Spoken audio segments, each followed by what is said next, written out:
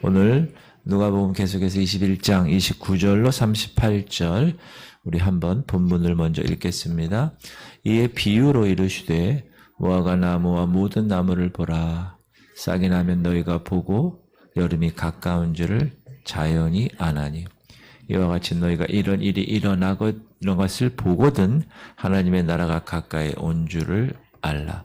내가 진실로 너희에게 말하노니 이 세대가 지나가기 전에 모든 일이 다 이루어지리라.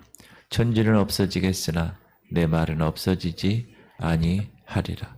너희는 스스로 조심하라. 그렇지 않으면 방탕함과 술 취함과 생활의 염려로 마음이 둔하여지고 뜻밖의 그날이 덫과 같이 너희에게 임하리라. 이날은 온 지구상에 거하는 모든 사람에게 임하리라. 이러므로 너희는 장차 올 이 모든 일을 능히 피하고 인자 앞에 서도록 항상 기도하고 깨어있으라 하시니라.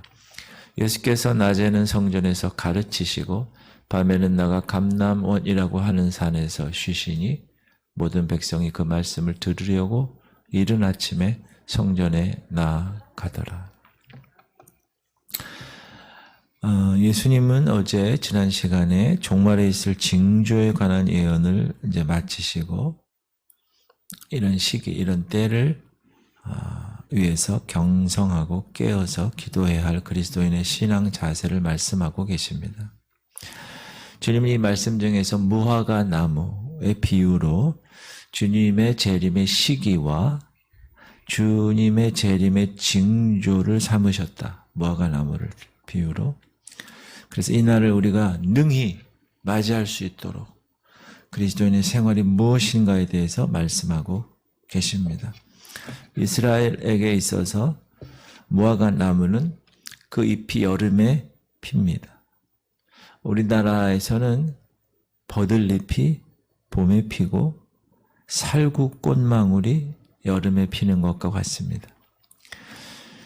무화과 나무의 그 잎이 여름에 핀다는 말은 두 가지 의미가 있는데 하나는 말씀 그대로의 해석입니다. 주님이 말씀하신 종말의 징조가 나타나면 반드시 하나님의 나라가 가까운 줄을 알아라.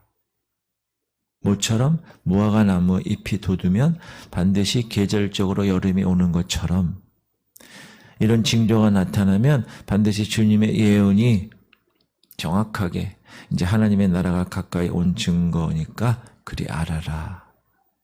무화과 나무의 잎이 나오는 것을 속일 수가 있나요? 그거는 자연적으로 나오는 거. 잎이 나면 여름이 오는 것입니다. 그건 반드시 그런 것입니다. 주님의 말씀에 하신 그 종말의 징조도 반드시 이루어진다. 오래지 않아 세상의 종말이 오고 하나님의 나라가 임한다. 라는 것입니다.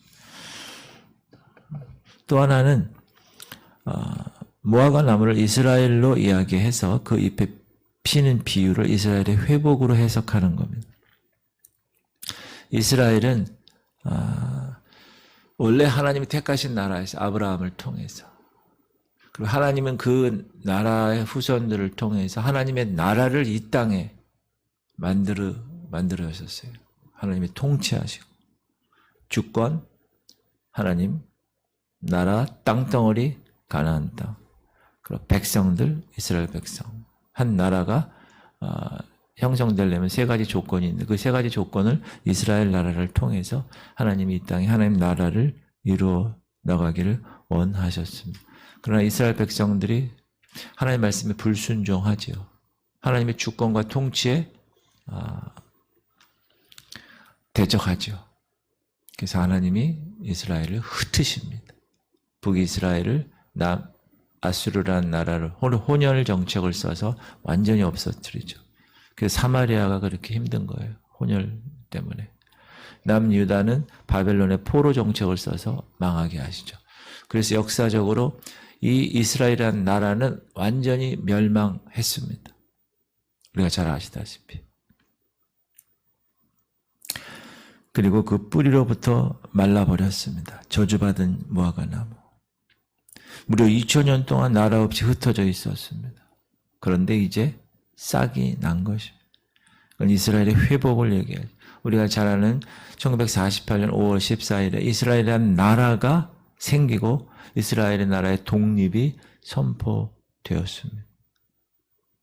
이스라엘 나라의 회복, 그 전까지 성경학자들은 구약이냐 예언에서에서 얘기하는 모든 이스라엘이 분명히 있는데 현재는 없으니까 48년 5월 14일 이전에는 없었으니까 다 그거를 해석을 다르게 한 거죠. 뭐 교회로 해석하든지 이렇게 이스라엘을. 그러나 1948년 5월 14일 이후에 이스라엘 나라가 딱 독립을 했어요.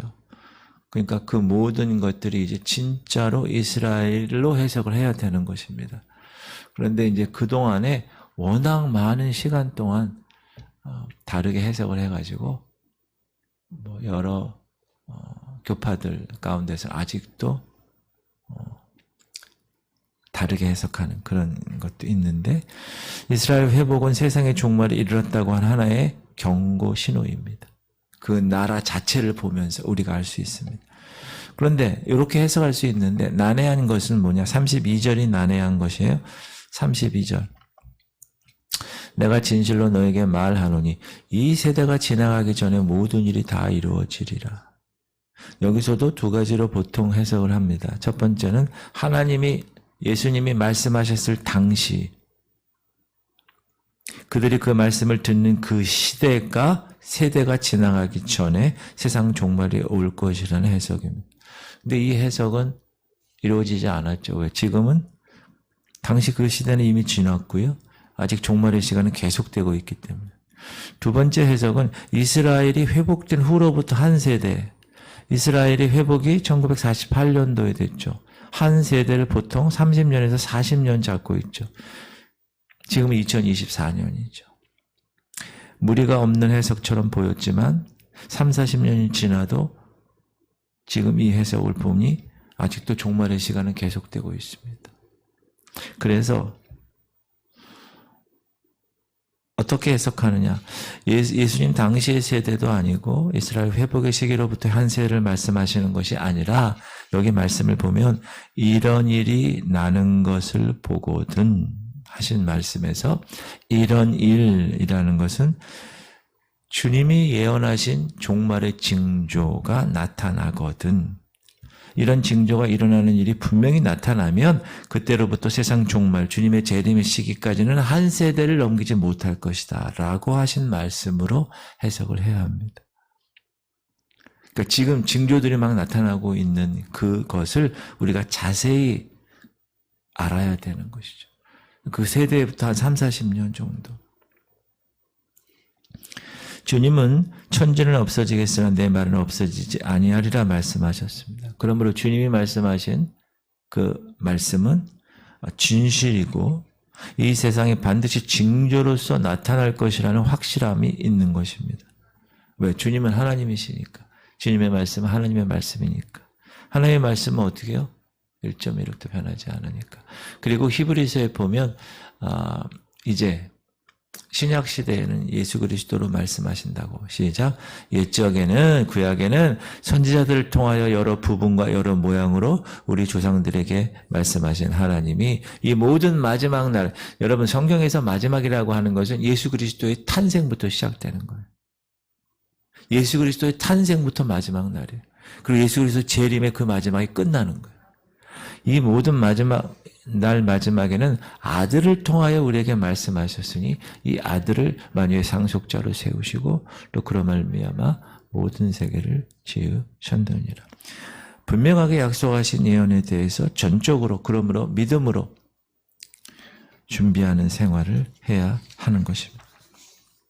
주님은 이 같은 세상 종말의 시기가 언제인가에 대해서는 언급하지 않으셨습니다. 주님도 모르신다고 하고 아버지만 아신다고 그랬으니까. 다만 이 날에 임하는 모습에만 말씀하시면서 그런 경고하셨습니다. 상태, 이 날에 임하는 상태에 대해서 주님은 뭐라고 그러시냐? 그날이 뜻밖의 덫같이 임하리라. 뜻밖의 그날이 덫과 같이 너에게 임하리라. 도둑같이 임하리라. 도둑놈이 우리 집에 언제 갈 겁니다. 얘기하고 오는 도둑 없죠. 모르는 거. 한시도 모르는 거. 그러므로 그리스도인들이 주님의 재림을 준비하는 생활은 스스로 조심하면서 생활해야 된다. 왜? 덫이 있으니까. 여러분 덫이 있으면 어떻게 돼요? 군대에서 지뢰를 딱 보면 아주 스스로 조심해서 있는지 없는지 잘 확인하면서 한 발씩 걷습니다. 덫이니까. 덫은 나 덫이야 그리고 덫이 놓여지지 않습니다. 몰라요. 덫은. 나뭇잎에 이렇게 이렇게 가려져 있고 몰라요. 그러나 걸리면 죽습니다. 우리가 조심하지 않을 때 범하게 되는 죄 때문에 마음이 둔해지고 마음이 둔해지면 그날이 덫과 같이 임하는 거예요. 그러면 조심하지 않는 데서 오는 죄가 뭘까? 오늘 3가지를 말씀하셨는데 첫 번째 방탕이라고 말씀하십니다. 시작. 너희는 스스로 조심하라. 그렇지 않으면 방탕함과 술 취함과 생활의 염려로 마음이 둔하여지는 원인 첫 번째가 방탕함입니다. 방탕함이 뭐죠? 사치나 세상적인 허황된 생활을 말합니다. 자기 생활의 분수에 지나친 생활. 그런데 그 그리스도인의 방탕은 우리의 마음을, 우리의 영적인 심령을 둔하게 만든다. 마음이 둔해진다는 말은 뭐죠? 영적 감각이 무딘 상태입니다. 이게 문제, 이게.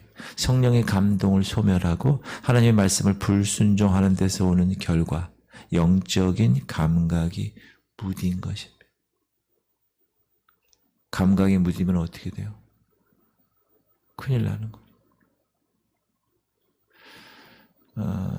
이 한센병, 이렇게 막 코가 떨어져 나가고 손이 떨어져 나가고 이런 제가 생물리 시간에 배우기는 미토콘드리아 문제, 세포에 있는 그 문제 때문에 그렇다고 들었는데 그게 문제가 되면 감각을 잃어버리는 거예요.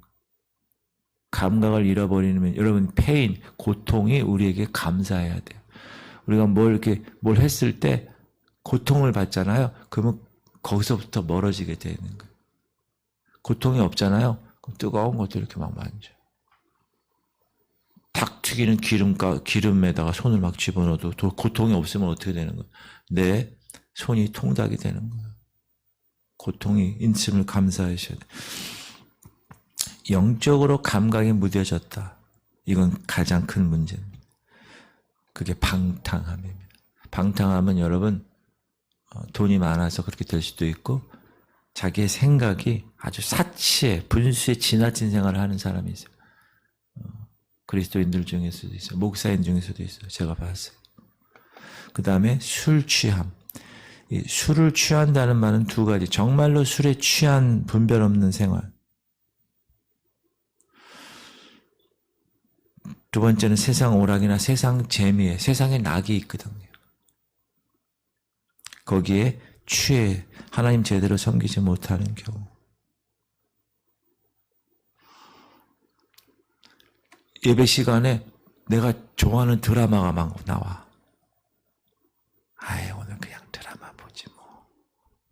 세상 오락, 세상 재미에 취하는 삶. 그 마음을 둔하게 한다는 거예요. 마음을.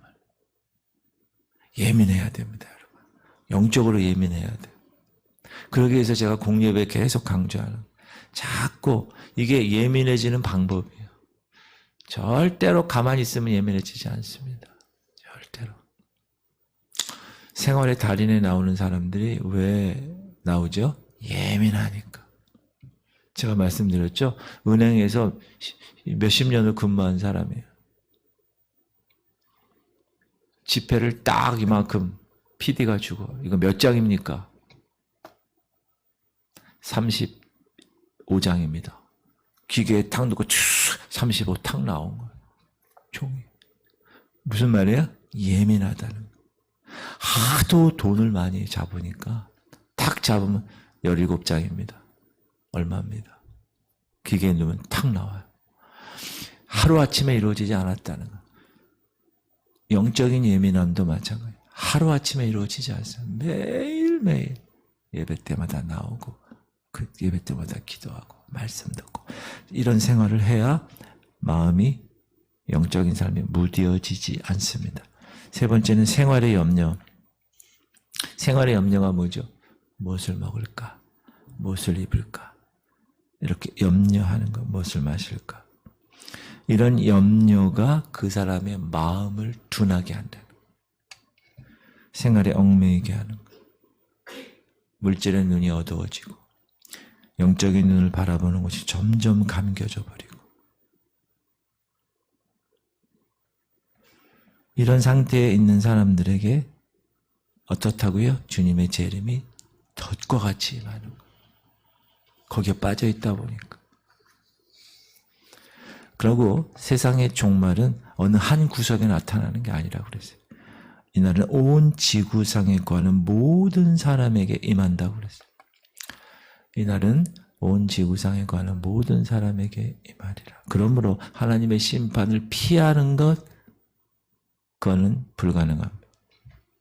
아유, 로켓 타고 스페이스 X 로켓을 타고 하늘에 저쪽에 가서 피할까? 그곳에서도 취하십니다. 하나님은. 세상에 종말에 오는 재앙은 온 지구상 모든 인류에게 온다고 분명히 말씀하셨습니다. 우리나라도 다 오는 거예요. 주님은 장차 올 이 모든 일을 능히 피할 수 있는 길이 무엇인가도 말씀하셨습니다. 이게 오늘의 핵심이에요. 결론적으로 깨어서 기도하는 거예요. 시작. 이러므로 너희는 장차 올 이 모든 일을 능히 피하고 인자 앞에 서도록 항상 기도하며 깨어있으라 하시니라. 누구 앞에 서도록? 인자 앞에 서도록. 주님 앞에 서는 그리스도의 심판대 앞에 설 것을 항상 의식하며 살아라. 주 재림의 소망을 가지고 살아라. 마음이 둔해지지 않으려면 뭐라고요? 깨어서 기도해야 돼. 기도해야 돼. 여러분 이렇게 새벽에 기도하는 거 너무나 귀한 일이에요. 새벽을 깨우는 것은.